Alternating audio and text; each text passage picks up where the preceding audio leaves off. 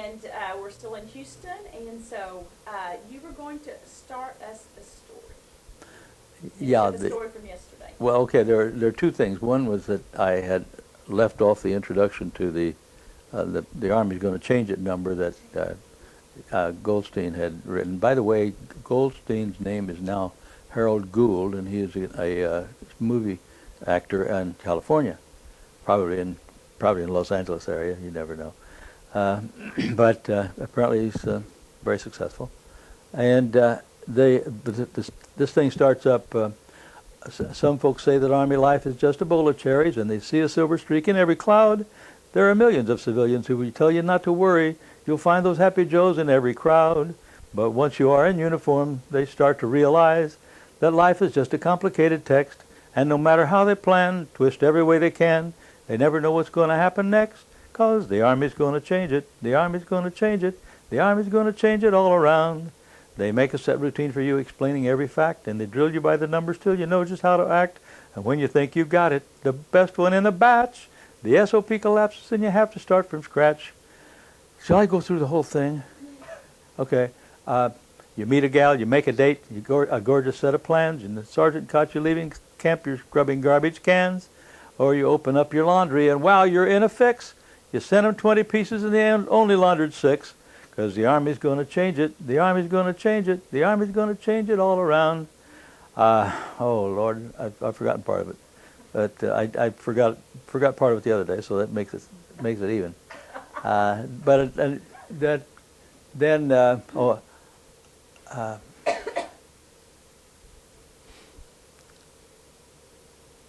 My fate was then decided, no ands or ifs or buts. I'll get out of this Army. I'll make them think I'm nuts. I pulled my hair, I chewed my nails, and went around biting people. For 2 whole days and nights I roosted on our chapel steeple. At last I took to drinking, became the local bar gent. But do you think I was discharged? Nah, they made me sergeant. 'Cause the Army's going to change it, the Army's going to change it, the Army's going to change it all around. So you better not arrange it, 'cause the Army's going to change it, the Army's going to change it all for you. And, Goldstein's first name? his real name is Albert Goldstein, and I guess his nom de guerre or whatever is Harold Gould. And the bit about handing out the sea rations and pitch black night, and I remembered that I hadn't connected that up as I had said I would, and it turns out that the following day they opened up the rations, and one guy had a can of condensed milk, and the other one looked in his sea ration and it had some powdered chocolate in there, so they poured the powdered chocolate into the frozen condensed milk and had ice cream on the banks of the stream by Herlesheim, and that's an odd thing. It's sort of, I have difficulty piecing it out because we were next to B Company, and presumably we were heading toward Herlesheim, and we would see these troops each day coming from Herlesheim, and some of the guys in A Company had been captured in Herlesheim. Now, how in the world they got up there? They must have gotten ahead of us somehow, and we were sitting back there trying to defend the bridge or something, and like Horatio, and it really baffles me how these guys got captured when we were still sitting back there and listening to the burp guns and the bullets cutting limbs down over our heads. That's I can't explain it. We were talking about rations, sea rations, and all that. Tell us about the difference, and tell us what was included in those rations. Well, we called a heavy ration and a light ration. The heavy ration was the cheese or meat and regular canned stuff, and the light rations contained above all a little packet of 5 cigarettes, 4 or 5 cigarettes, and powdered coffee or powdered lemonade, neither of which was very palatable. The coffee especially execrable. Is that the right pronunciation of that word? And then crackers. And that was about it. It was just a little box, and it had. If you needed a knife, they had a little plastic or wooden knife or something like that. So it was keep you alive. It wasn't the gourmet food. What kind of meat was it? You said cheese and a meat. Kind of like potted ham, and the cheese was cheese with a little bacon in it, and it's solidified, of course. What do you expect? And that's about all I remember of it. But you could always tell which was the light and which was the heavy, and sometimes the light rations came in a can also. Ordinarily they were in a box, but they were also some of them in cans. So. Were these? How much of this was given to you at one time, or did you get them every day? Oh, or every week? Or? We stored them in the well under the floor of the half track, and then whenever we had to go into an attack, we just hand them out to the troops, and they'd go. Under the floor of the half track. Tell me about that. I've never heard about that. Well, the half track was up about 26, 28 inches off the ground, and of course the wheels were under that and the axles, but between the axles there was a lot of dead space, so they just built little boxes down there to contain ammunition or food or whatever you wanted to hide there. It's kind of like, and there were also wells behind the seats, and where I put my flag case with my rifle, and the flags whatever flags we had to carry were there. So it's convenient. A lot of storage space in those things. On your flags, what kind of flags? Just the I don't know. flag? I guess probably a pennant for the battalion or something like that. The sort of useless and superfluous luggage. something was seldom unfurled, if ever. Tell me about some of this, since we talked about it yesterday, and we kind of stopped really quick, and I haven't had a chance to listen to all your tapes, so I may overlap some things. But we'd gotten through Herlesham, I believe, Mm-hmm. and We got to cross the Rhine River. across the Rhine River. Mm-hmm. Okay, so let's start there. And we'd gotten to the point where we had we were on the Autobahn, heading east on the Autobahn, Okay. and we had stopped, and half of us got out of the half track to keep anybody from blowing up the bridge, hopefully behind them, and then the half track went on, and later on a jeep or the half track came back and took us up to the front of the column again, and it seems that seems to me that we spend an awful lot of time at the head of the darn column. That's where people, are most likely to get shot. And as a matter of fact, I don't remember where, I think it was before we got to the Autobahn that we had several engagements in which we would get out and go into a town on foot. And I remember one day when we had been going into town. We'd get no opposition, and we figured it was a piece of cake going into taking over a town. And this one day we were pulled back, and another platoon was put ahead of us, and they really caught it.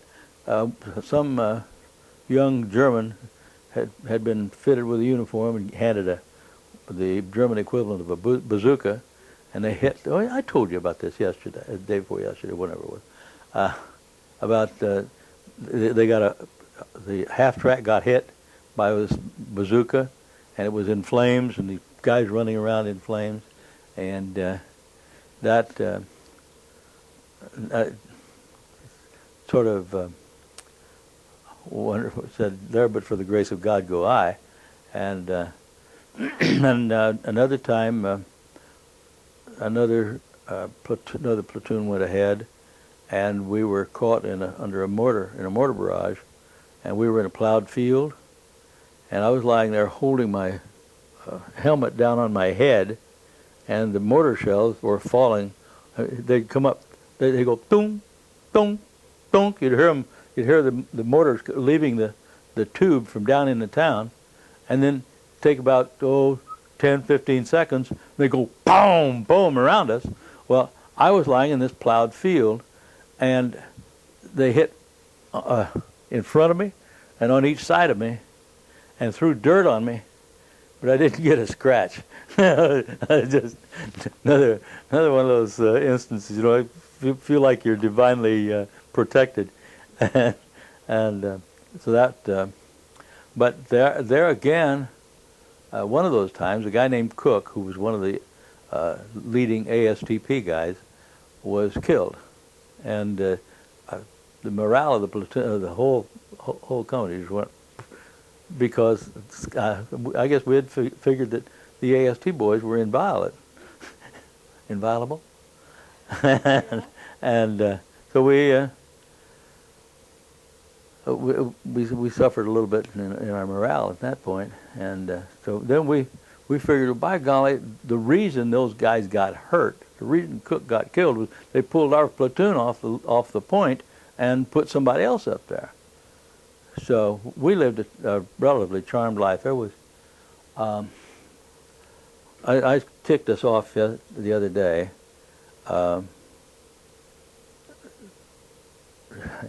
Bob Lawrence was our half-track driver. He was the guy who had got himself tangled in the stuff when everybody got drunk, and we had he was a heavy guy. We had a heck of a time getting him out of that half-track driver's seat, but at any rate, that's another amusing aspect of it. But one time we were down in the mountains. I guess we were going down the Autobahn, and we were just going helter-skelter, and we'd no opposition, and we were just kind of like driving in the country. And then we came to this town, and we pulled in behind a truck, and so we went and looked at the truck, and it was a mess truck, and the Germans had dinner ready for us. So we stopped and ate, had a hot meal for the first time in months, and we sort of gloried in that. And then I don't think we had any serious opposition. One guy acted like he was going to shoot, and one of the guys shot him, and that ended the opposition, and was taken without any further incident. But then the German troops started coming in and surrendering, and was that a mess? I mean, there was no way to feed that kind of a troop. So I really seriously do not know what happened to them. But I know they weren't shot, but they probably went hungry for a couple of days because there was just no way to forage for them. So then we were down in the Alps, and we were coming around this one corner, and there was a tank or some kind of a vehicle that was trying to remove the tank. Both of them were blasted, burned right on the curve around that point of land, and so we couldn't move vehicles. So we were starting up on foot, and and a car came up. I was the first scout, and I told him to halt, and he wouldn't halt. So I shot through the door to the driver, and he put on the brakes, and some German commanders, I don't know what their ranks were, but they were in the car, and they surrendered. They agreed to surrender the next town, and so that was just great. And so we were walking down this mountain trail. It was actually a road, but he was calling "Nick schießen, Nick schießen" to the troops that were up on the hill, were making good targets of us. And so it took us into town, and an SS captain in town said, "No, we are not going to surrender. You've got 10 minutes to get back to your troops and tell them to take cover, because if you keep coming, we're going to attack you." So I commandeered a bicycle and rode back. They called me Paul Revere. Rode back and told him to cut and run, because the Germans were going to open fire if we continued. So and there again, my memory fails me, because I don't remember what happened after that. And I do remember that they had that poor guy that I had shot through the door of the car, and the medics, I think the medics killed him feeding him morphine, because he was probably in serious pain. And then at one point we were supposed to take 2 towns, one squad. Bob Bassett's squad. I took half the squad, and he took half the squad. And he took a town. I don't know anything about his actions, but I got into this little town, and they greeted me not with open arms, but they said, here it is. They had a big desk covered with weapons that I mentioned the other day, and they said, well, now I had what they call them, vampire. It was some group where they had these little stashes of weapons or explosives. So I said, okay. I said, you want to show me where they are? Well, I had 6 men, and there were 6. There were 6 of those places where they had the ammunition. So we dropped one guy at each one of those and said, okay, you guys keep anybody away from it. So, and then when I got those guys all in place, here comes the rest of the company. And I'm on a bicycle again. And Captain Gambos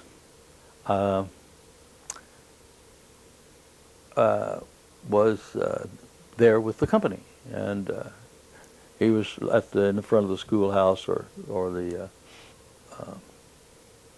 what do you call it, City Hall, and he said, "Shultz, where's your troops?" I said, "Well, I've got men out here on 6 of these ammunition dumps, and I need somebody to relieve them." He said, "Well, okay." He said, "Tell Sergeant Henson to do that, to replace them." And I said, "Fine, I'll do that." And he said, "Then when you go back, where's your company?" And I said, "Well, last I heard of it was down toward the edge of town." He said, "Well, be sure they set out a perimeter defense." I said, "Oh, Captain, for crying out loud, if they wanted to keep this town, they'd have kept it." They're darn sight easier to hold a town than it is to take one. So, but he was well, he kind of grumbled, and I just rode away. But he was Captain Gambos was not a very effective soldier. He was not an effective leader at all, and there are guys who do not have high regard for him, and I am one. And I think he's the guy that made me leave my cushy company clerk's job and go out into the field as a rifleman. So there was no love lost between us. But did you speak German? Who? Me? Did you speak German? I can speak. I kind of speak German like I do Japanese. I know judo and karate and 2 other Japanese words. Who did you, when you went in the SS soldier was there, did he speak English to the SS trooper? No, he just had the colonel or general or whoever it was that I had captured spoke enough English that he could make it clear to me that my butt was not safe in that bailiwick. Anyhow, we went on down to we just stopped at this particular place, and that was our first introduction to the jet aircraft. And we thought the shell was coming in, and the airplane was going away. We'd hear the sound, and the aircraft was way beyond the sound. And excuse me, excuse me. And one of them dropped a bomb right next to our mess truck. And Sergeant Suggs, who was the same kind of a soldier that the captain was not used to anything explosive landing around him. And besides, it got mud in his coffee. He was actually that close. But he was sitting next to the mess truck with a cup of coffee in his hand, and this bomb hit, and it was a dud, fortunately for him, because it would have been blown to smithereens. And so they put out tape like these crime scene tapes, and so we and we had to move all the mess stuff and somebody to volunteer to drive the mess truck away from where the bomb was, and finally we got some lunch. But we were near their factory where they were manufacturing the jet aircraft, and that was a real find, because the Autobahn there the median was painted green, so they had an airstrip on the Autobahn. It looked like a highway, but the center was just paint so that they could land the aircraft on and take them off. So that was a real find, and I guess that sort of spiked their jet aircraft guns and sort of put that out of action. They didn't have any place to stop them and refuel them and that sort of thing. So that was, they did strafe us a few times during the course of that, and we couldn't figure out how in the world they could strafe us before we could hear the engine. You know, aircraft weren't like that. You know, aircraft didn't fly faster than sound. Well, you know, I've seen pictures of planes parked along the Autobahn, and they look kind of like, were those jets that they parked out? Could very well have been.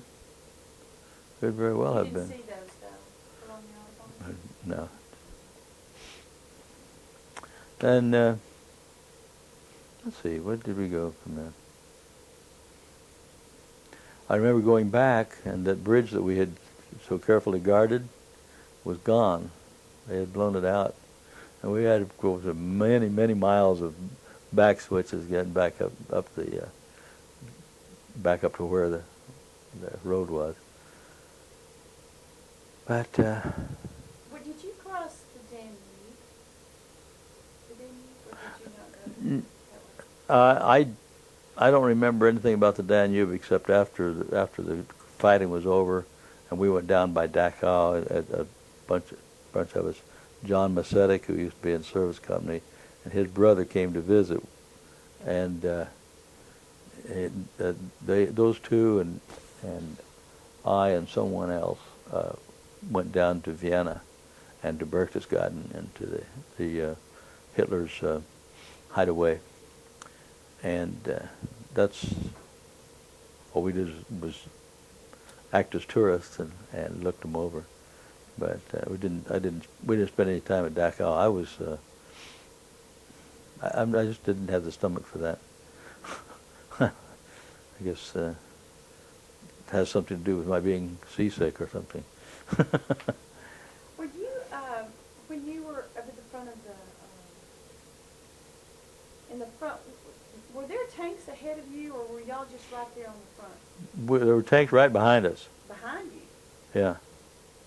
We were in a Jeep. We were in a Jeep or a half-track. Usually a Jeep was the first vehicle, and then a half-track and then a tank, and the rest of it was just strung out behind us, and go. We 57 miles in one day. It was that's a pretty fantastic advance through quote enemy territory, but they were getting all kinds of rumors about Hitler being dead and Hitler kaput and that sort of stuff, and no, it's but that was essentially the end of our war, and we moved back to some town, and I have no recollection for the names of the towns. We'd goof off, and I'd go to an office, and we got word that let's see, that we dropped a bomb on Hiroshima and Nagasaki, and then the war in Japan was over, and then I volunteered to go down to type orders to send troops, the troops with the guys with the big numbers of points to go back home, and so I sat in Marseille at the it was in gee, well, I don't remember. Well, I moved after that. We got the bulk of those out of the way. I went into G1 and was working there. My basic duty was to find out how many people were in the Army R&R billets in Nice and Cannes to find. So I'd call each day. I'd call the hotels over there and say, well, how many men have you got in, and what accommodations? And I was a sort of a records clerk for that. Really sort of a sleeveless errand, a useless exercise. How long were you there? I don't know. Would that be called the occupation? Well, I guess it could have been. We were in the Army of Occupation in Germany before I moved down to Marseille, and but it was interesting that while I was in Marseille, I heard that the 12th Armored was coming through, and I had sort of kept track.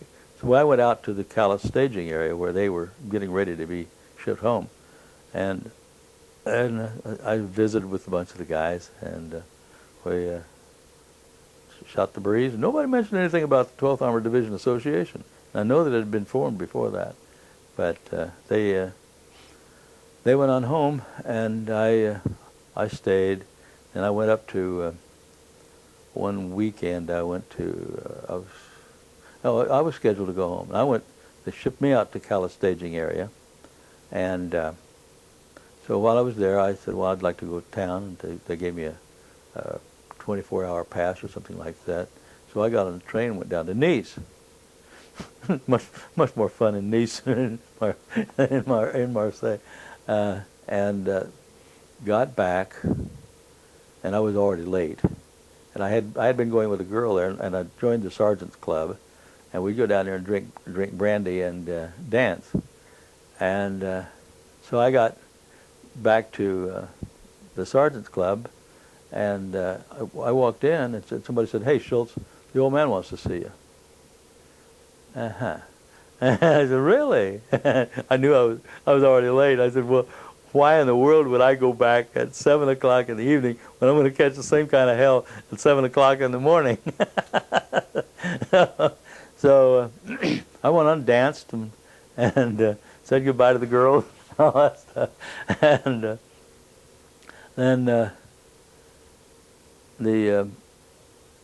I went to by that evening, before the dance, I went to a casual mess. They had a transient mess, and went to this one that had these French people serving up the food, and the one GI, I think he was right behind me, he said to the Frenchman, "What kind of soup?"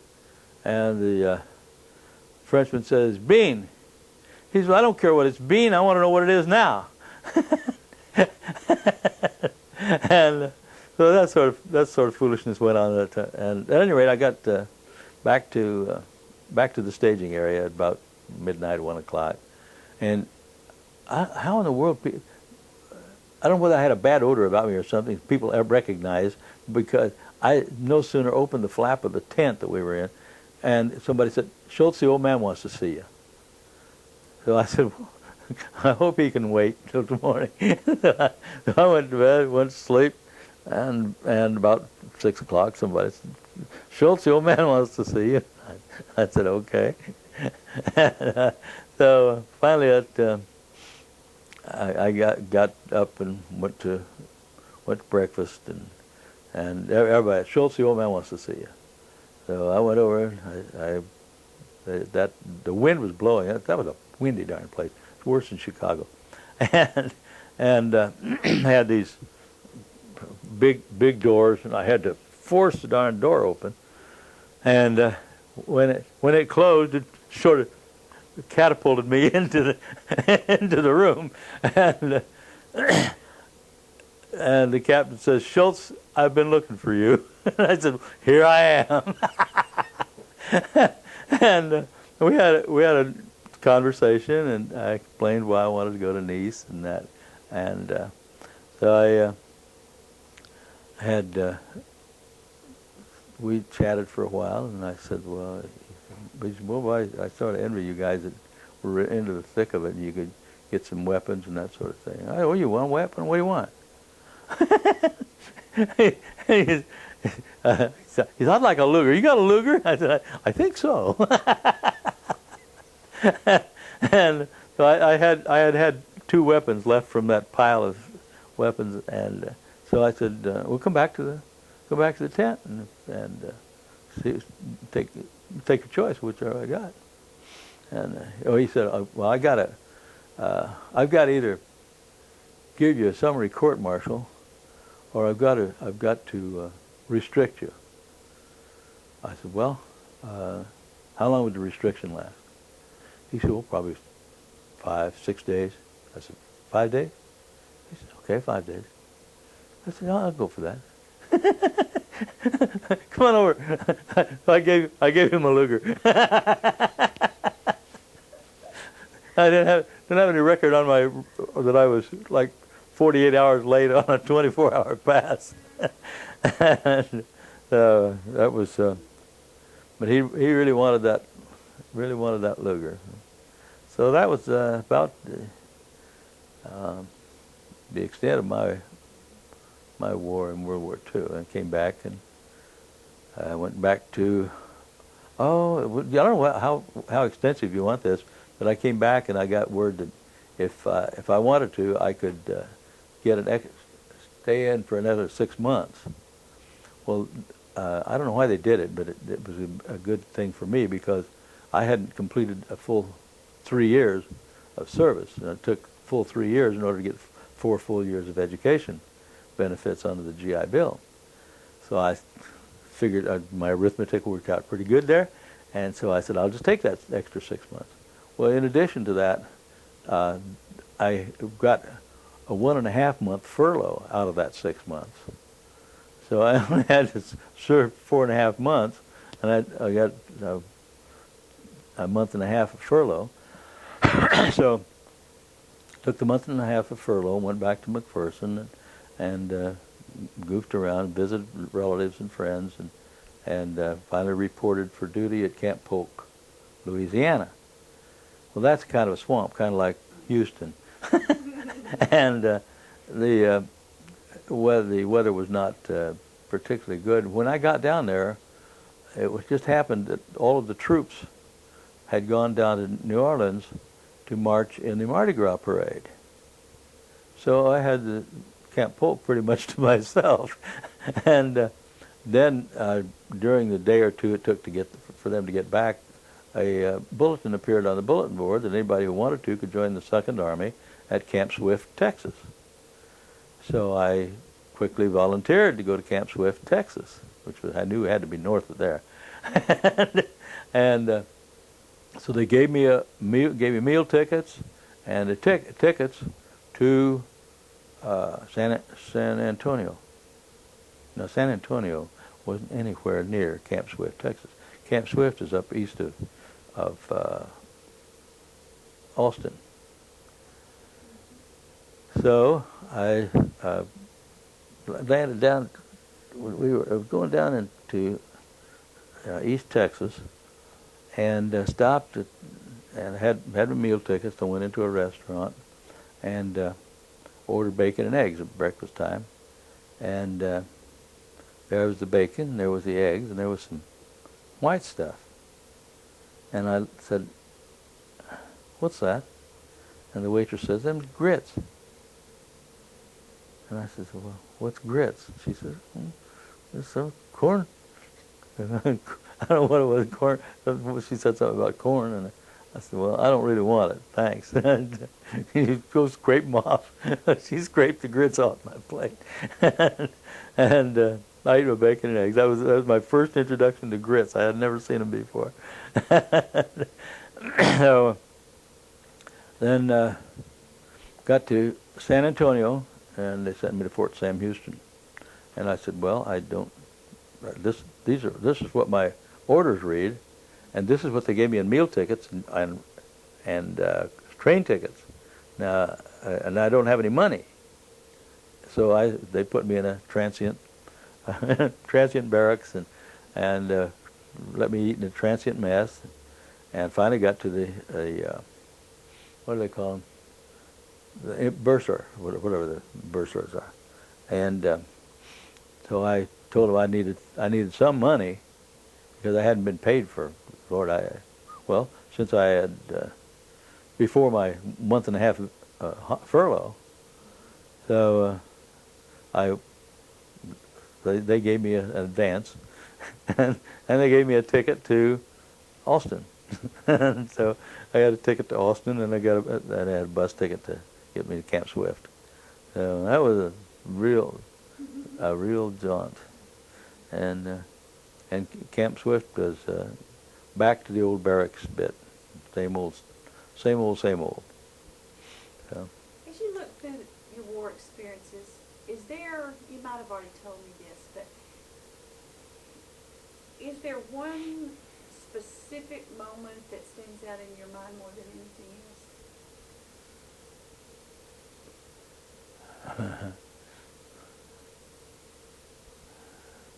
Well, no, I would say probably that having that rifle butt explode right over my head was sort of it makes a man think.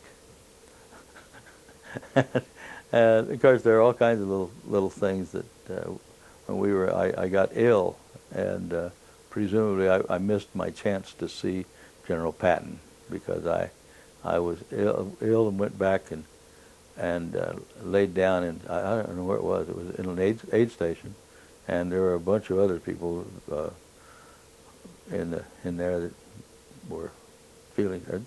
They called it sinusitis, and it probably was.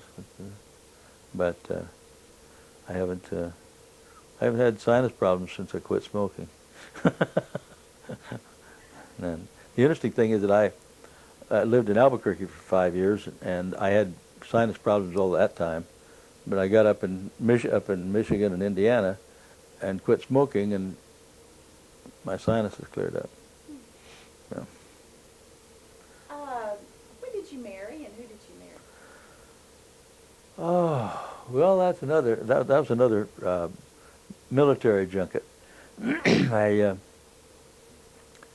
After I graduated from college, while I was in college, I had joined the reserves, and we were drilling there and that sort of thing, and when I graduated from college, went out to Albuquerque, and then went from there up to Denver and up into Wyoming, and Montana, and Nebraska, and I was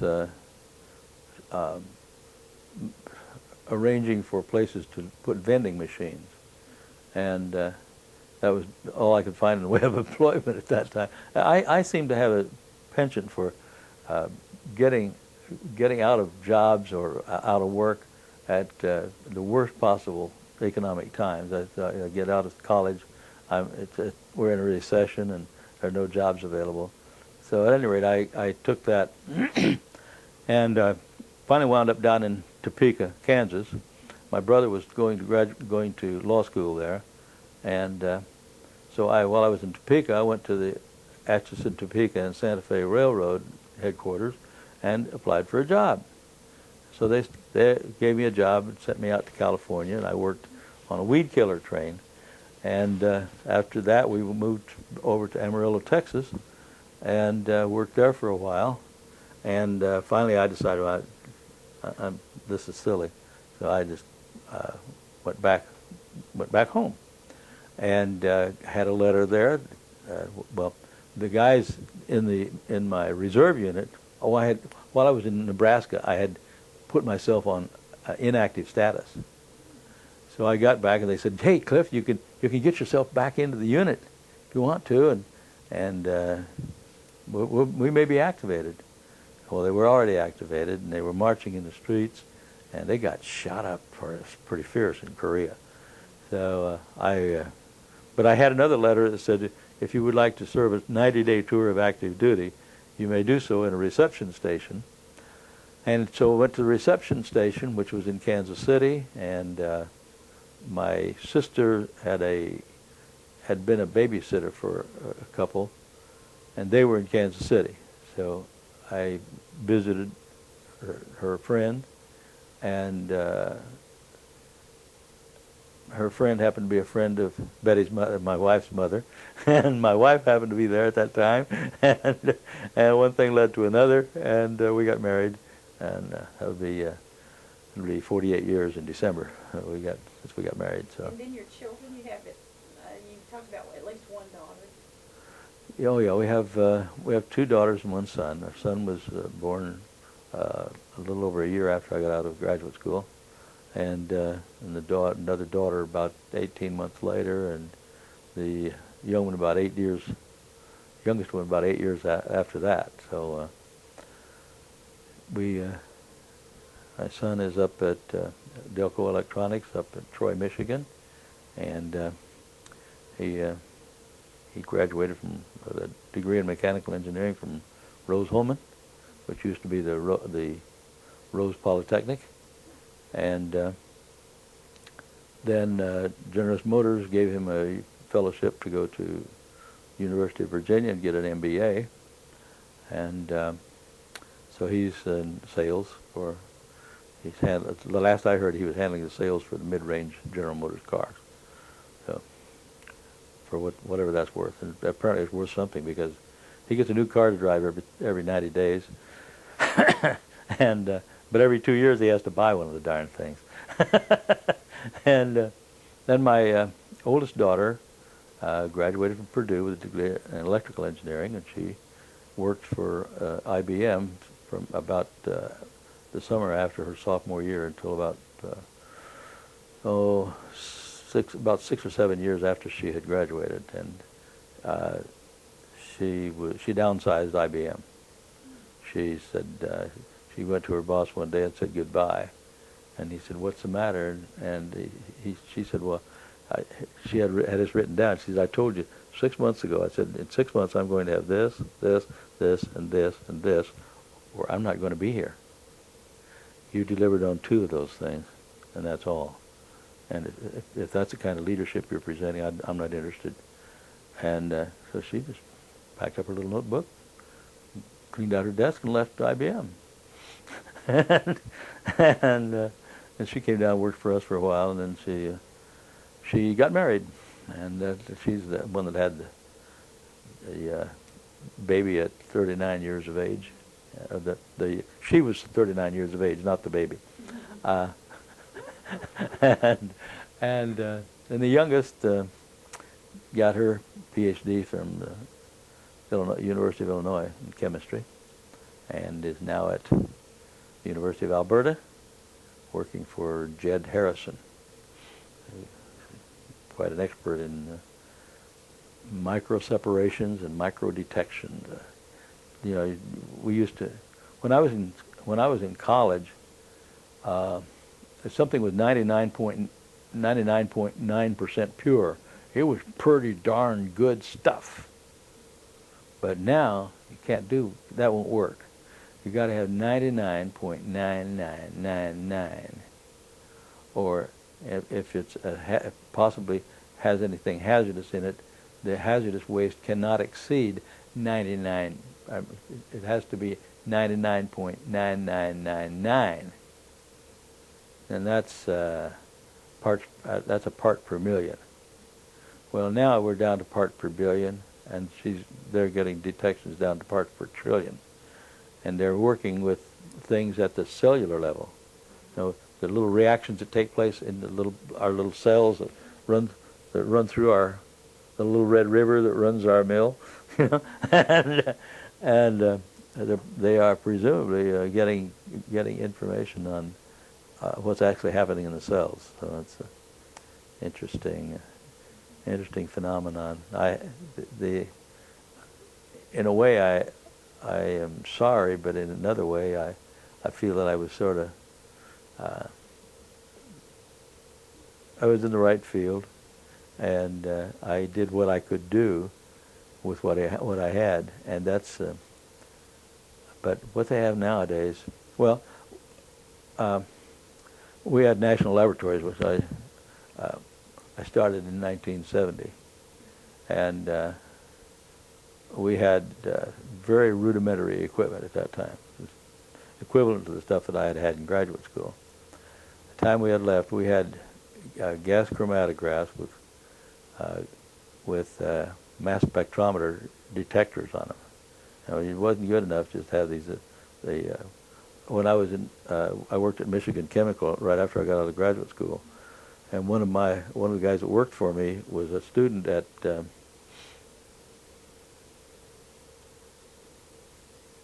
Alma College, Alma, Michigan, and he built a gas chromatograph out of a pop cooler. And he had a little coil of tubing and poured Tide or something like that in as a substrate, and actually could get separations from some of the common solvents, and but he would use the little plug that they used to fire the engines on model aircraft. I'd forgotten what the glow plugs they called them, and this is what they used as a detector, because as the different solvent came through, it would have a different conductivity of the heat. So it's the heat differential that we would pick up as, and we thought that was pretty great stuff, you know. But nowadays you got to have a mass spectrometer.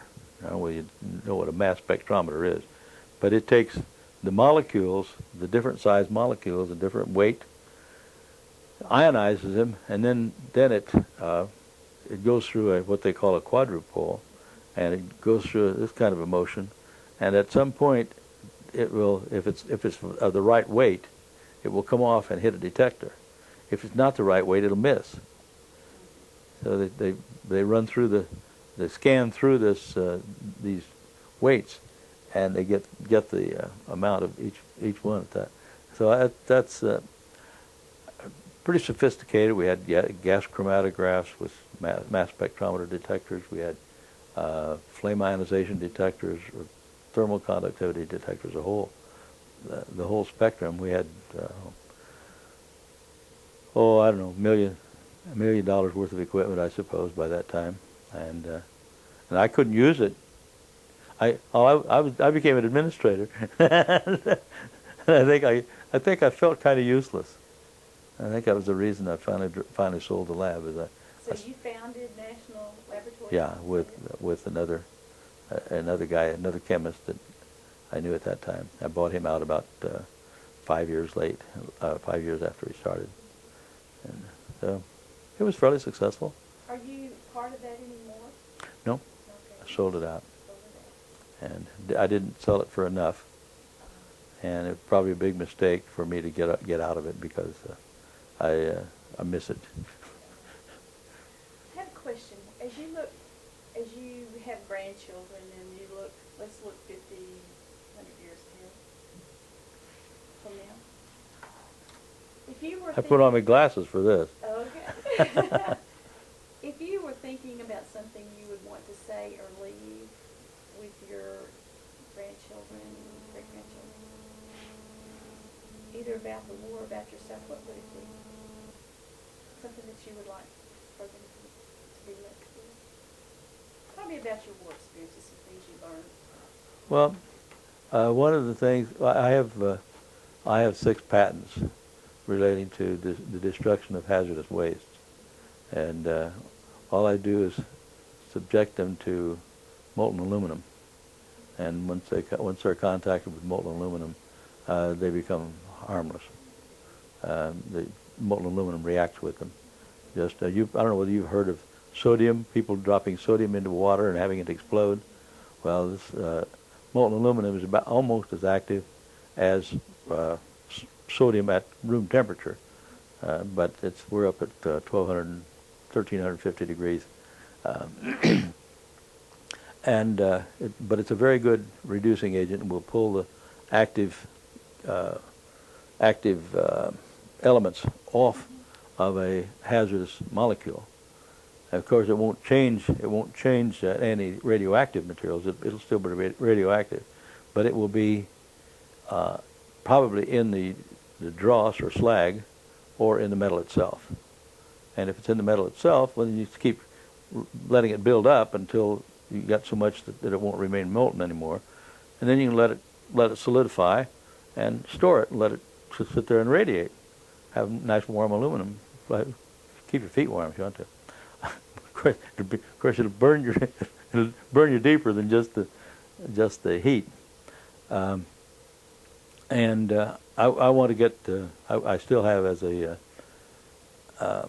a goal to get that process accepted by the Department of Energy, because there are just mountains of hazardous materials, hazardous and radioactive materials that the DOE has to dispose of somehow, and there's just no way they can do it. But if we can char it and get it through molten aluminum, then they can.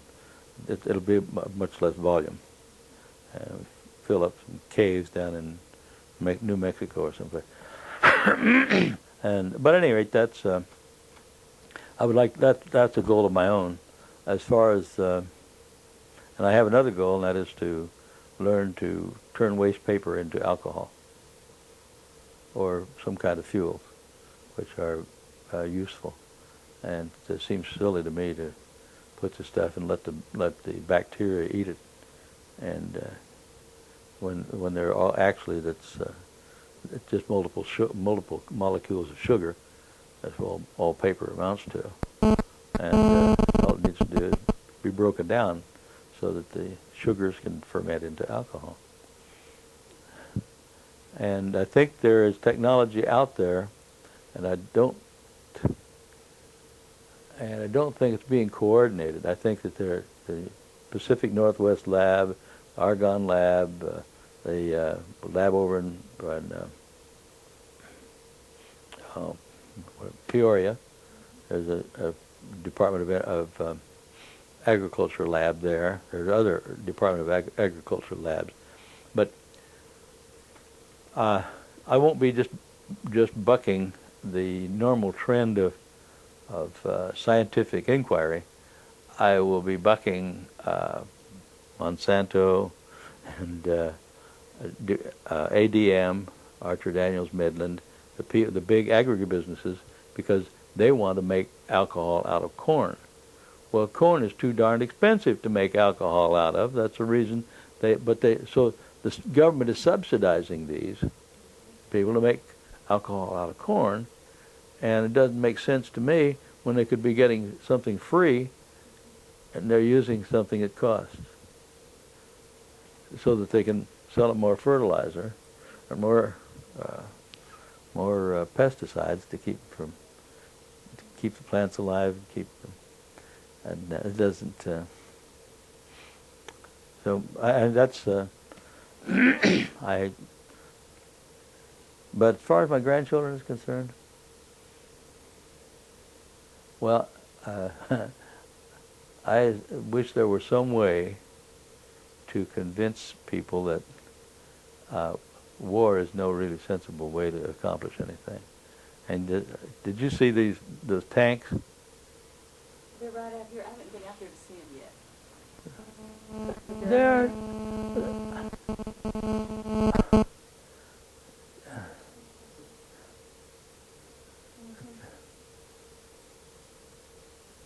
what, $750,000? I think for that trailer that the darn thing rides on.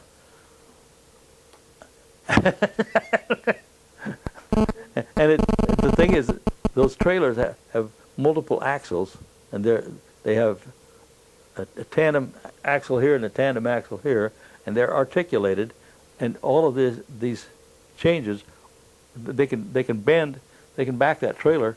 If the truck, the cab is backing this way, they can back the trailer that way or this way, whichever way they want to go with it, because they have those controls inside the cab now, and it's pretty phenomenal. But they have these little shells now, they're about so big around that are a little bit bigger than the 50 millimeter, and these things are supposed to be able to penetrate a tank.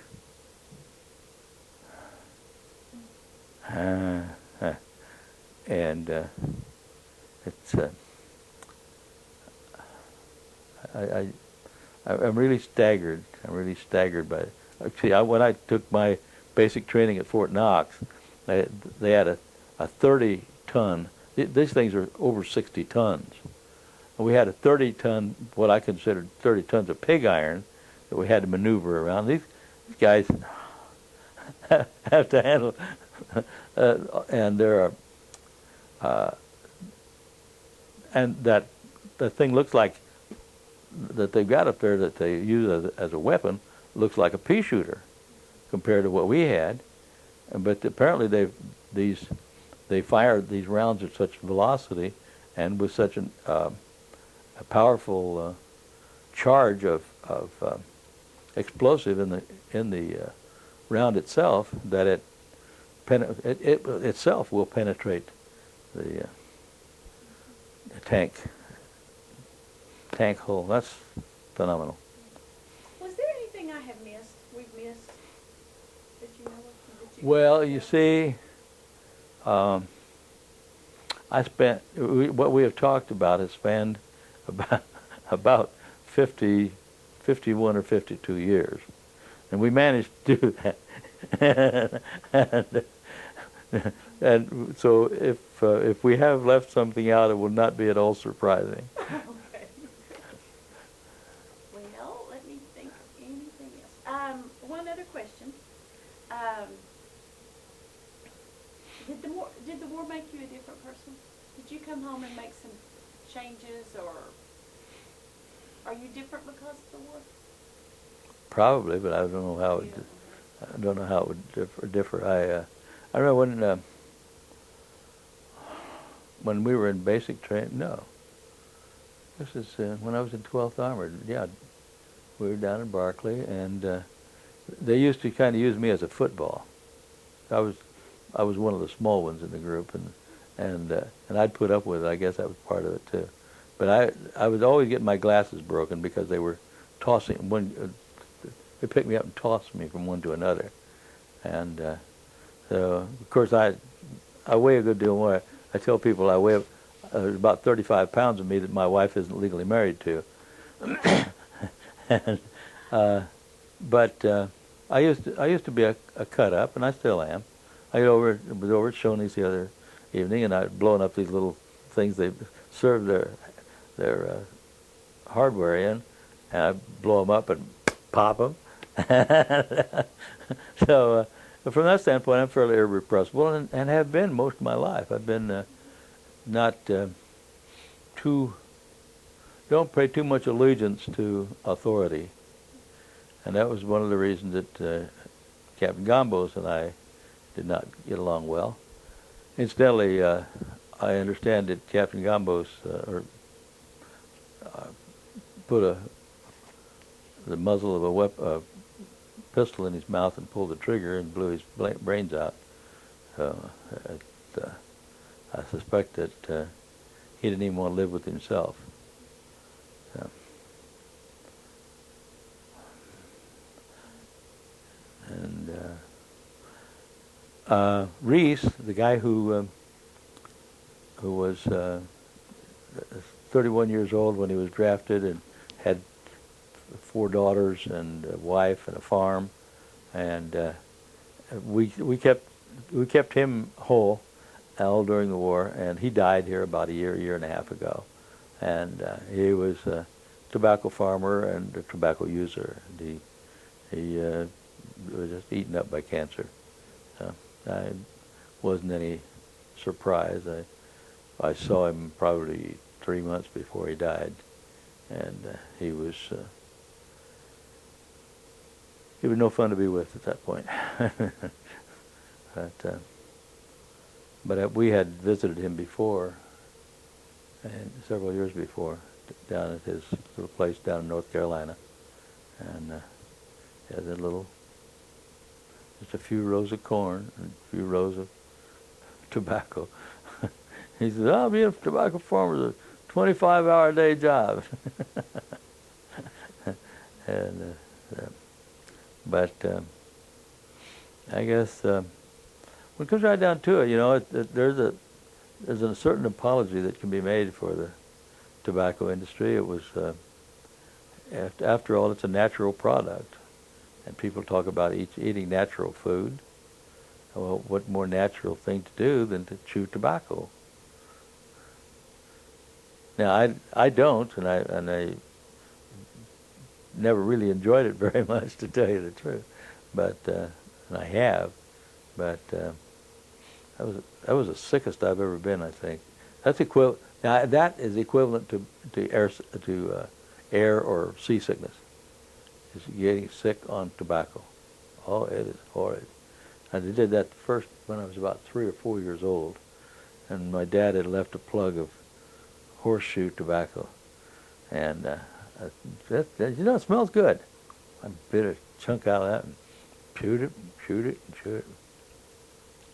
All things they started swimming around, and oh boy, less than a half hour I was deathly ill. Just I had to get better to die. But it's a natural product.